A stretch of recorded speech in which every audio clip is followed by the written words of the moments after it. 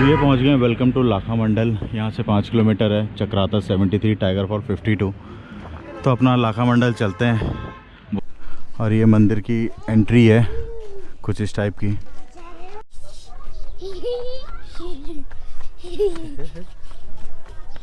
ये सीढ़ियाँ हैं भोलेनाथ की। ये लिखा हुआ है पौराणिक व ऐतिहासिक देवनगर लाख मंडल आगमन पर शिव मंदिर पुजारी समिति आपका हार्दिक अभिनंदन करती है। क्या कर रहे हो? क्या कर रहे हो श्रेयांश? क्या कर रहे हो? सबको प्रणाम कर रहे हो? हाँ।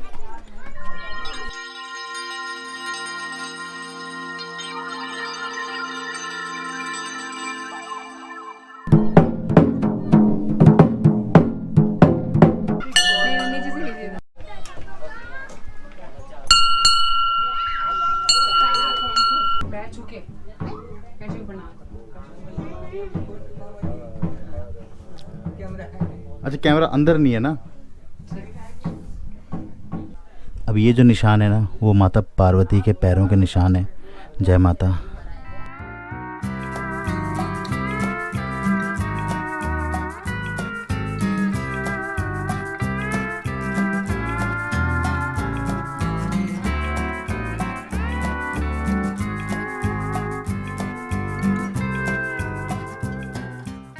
हमारे पुजारियों की तरफ से, पूरे गांव वासी की तरफ से, पुजारियों की तरफ से आप लोगों को नमस्कार। इस मंदिर की खोज गाय माता ने की।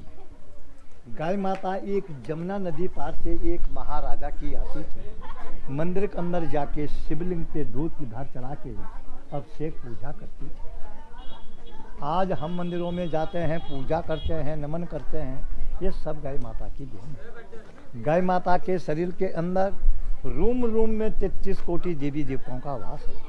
तो अंदर वाला जो शिवलिंग है वो सतयुग का है, जिसकी खोज गाय ने की। ये लाल रंग का शिवलिंग है, ये त्रेतायुग का है, राम जी के टाइम का। रामचंद्र जी की जगत माता सीता को दुष्ट रावण ने पंचवटी से हरा के ली और श्रीलंका पहुंचाई है। रामचंद्र जी माता जी के खोज में गई, सीता माता के खोज में गई, और राम और लक्ष्मण दोनों भाई किष्किंधा पर्वत पे चढ़ाई करी है। और वहाँ पे नल नील बानरों की सेना से हनुमान जी से मित्रता हुई है। और वो लोग वहाँ से सेना लेके सोयतबंद रामेश्वर में जा पहुँचे। उन्होंने वहाँ पे इस शिवलिंग की स्थापना सोयतबंद रामेश्वर में की है। ये शिवलिंग या तो सोयतबंद रामेश्वर में समुद्र के बीच में मिलेगा, जब रामचंद्र जी ने श्रीलंका जाने के लिए पुल बांधा था। आज भी वहाँ पे पत्थर ऊपर तैर रहे हैं, समझे साहब। या तो लाखा मंडल के प्रांगण में, ये पूरे भारत देश में और जगह ये शिवलिंग नहीं मिले। 1 लाख शिवलिंग की यहाँ पे स्थापना है। 4 युग के यहाँ पे शिवलिंग है। मन की इच्छा पूरी होती है, जन्म जन्म के पाप सारे खंडित होते हैं, और आप लोगों की यात्रा इस भोले बाबा के दरबार से सफल होती है। यहाँ पे 15 अप्रैल को एक विशाल मेला लगता है। उस मेले का नाम है थौड़ा। वो मेला पूरे हिंदुस्तान भारत का पहला मेला इस स्थान पे लगेगा। उसके बाद फिर पूरे देश में मेले होंगे और 4 धाम के कपाट उसके बाद खुलेंगे।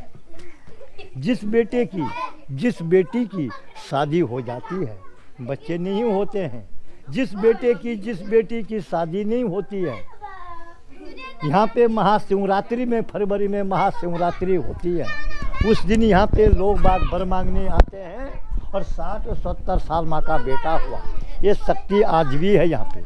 आज भी यहाँ पे लोग बाग दूर दरार से, देश विदेश के लोग यहाँ पे वर मांगने आते हैं, और 60 और 70 साल माँ का बेटा हुआ है।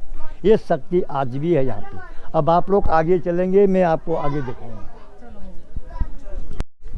ऊपर से लेकर के और नीचे तक मंदिर के चारों तरफ जिस गाय ने इस मंदिर की खोज करी है, शिवलिंग के ऊपर अंदर दूध चढ़ाया है, उस गाय के खूर के निशान, पैर के निशान, ये हर पत्थर पे मिलेंगे मंदिर के चारों तरफ, ऊपर से लेकर के नीचे तक। ये देखो आप, ये गाय के खूर के निशान है। इस मंदिर की बनावट, बेटा ध्यान लगाओ, इस मंदिर की बनावट ऊपर से नीचे को बनाया विश्वकर्मा ने इस मंदिर का निर्माण किया और भीमसेन के हथेली पे बनाया गया। भीमसेन के हथेली। हथेली, आप लोग आगे आओ। ये माता जो है ये भैंसा है, ये राक्षस है, ये महिषासुर राक्षस है, ये माता दुर्गा माता है। भगवान शंकर को खाने जा रहा था राक्षस, ये राक्षस भैंस के रूप में। माता जी समझ गई कि मेरे पति को भक्षण करेगा, शिव जी को, उसने उसको उल्टा कर दिया है, तो इसको महिषासुर मर्दनी माँ कहते हैं। लक्षागृह है वो, ये जगह है, यहाँ पे चारों तरफ गिरिल लग चुकी है। इस ईंट के नीचे आज भी लाख है। यहाँ पे महल था, महल पे दुर्योधन ने आग लगा दी, महल जल गया। यहाँ से अंडरग्राउंड सुरंग है, उस सरकार ने अंग्रेजों के शासन पे बंद हो गया था। और आते समय आपको नीचे सड़क पे एक गुफा मिली है, रोड पे सड़क पे, वो है पांडवों की दुंद गुफा। दुंद गुफा जिसको हम लोग लोकल भाषा में दुंद ओडारी कहते हैं, वो दुंद गुफा है।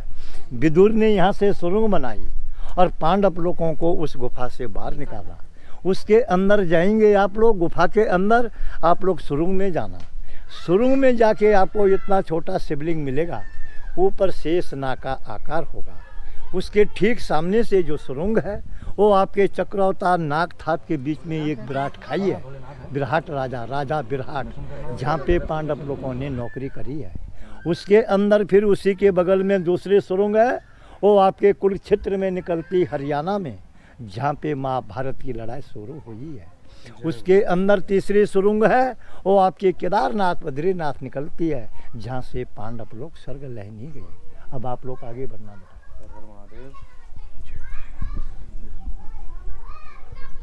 अब दोनों देवी सवाल का जवाब राजा दक्ष ने यज्ञ किया।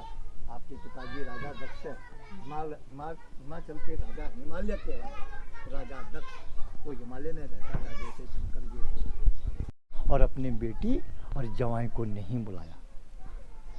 तो उनकी बेटी जवाई कौन थी? दक्ष राजा का जवाई और बेटी कौन थी? बोलो। अरे पार्वती तो द्वापर में थी बेटी, सती माता। सती माँ ने कहा अपने पति के लिए कि पतिदेव मेरे मायके में और आपके ससुराल में यज्ञ हो रहा है, आप चलिए। भगवान ने उनको जवाब दिया कि देवी, उनको रहने दो, बच्चे को कहीं नहीं जाता। देवी ने अपने पति को कहा, शंकर जी को, पतिदेव मेरे मायके में और आपके ससुराल में यज्ञ हो रहा है, आप चलिए। भगवान ने उनको जवाब दिया, हे देवी हमारे लिए कोई चिट्ठी नहीं, कोई निमंत्रण नहीं, कोई बुलाव नहीं है, हम लोग वहाँ जाएंगे, वहाँ पे हमारा अपमान होगा।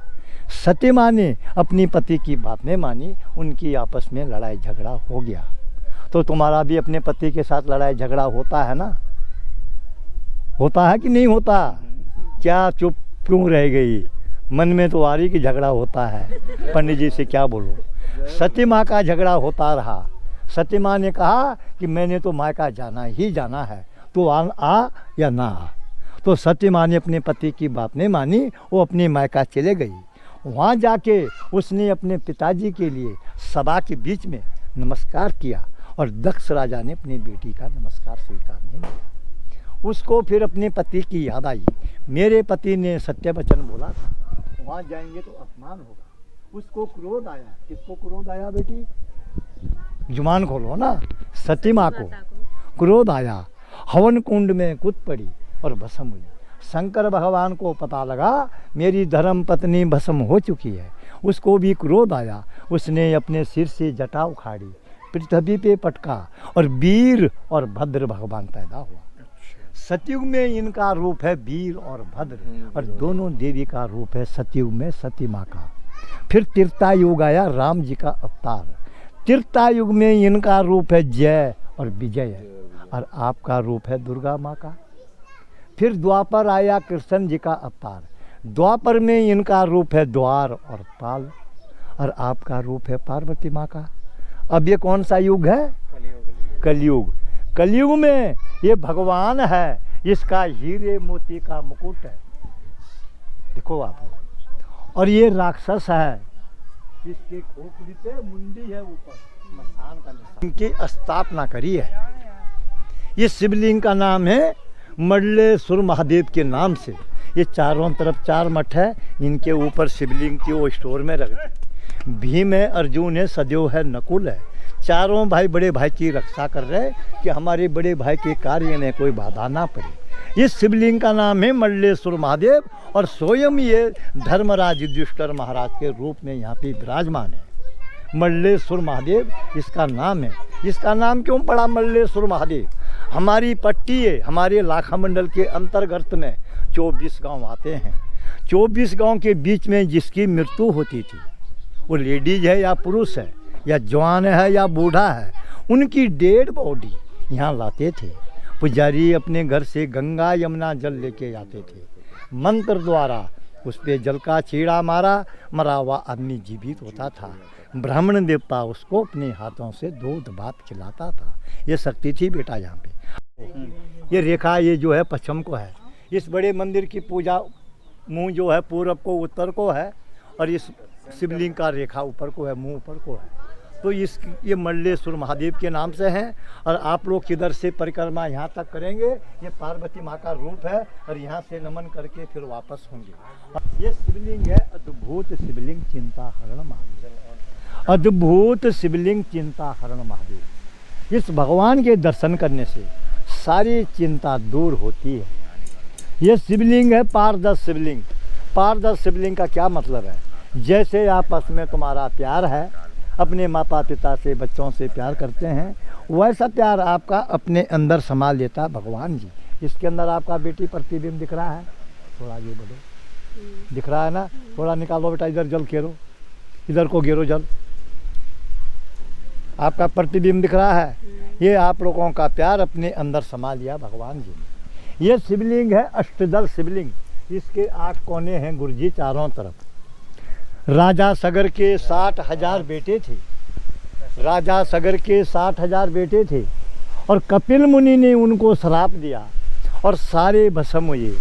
भागीरथ जी ने उनके कुल में जन्म लिया, शिव की तपस्या करी और गंगा जी को मृतलोक में लाया और अपने पितृ देवताओं का उद्धार किया। इस भगवान के दर्शन करने से आप लोगों के 7 जन्म जन्म के पितृ देवताओं का उद्धार होता है। इस भोले बाबा की इतनी महान कृपा है। और जैसे आप लोग किसके अंदर दिख रहे हैं बेटा, वैसे शिवलिंग के अंदर भी दिख रहे हैं आप लोग। ओम नमः पार्वती पतये हर हर महादेव। शांति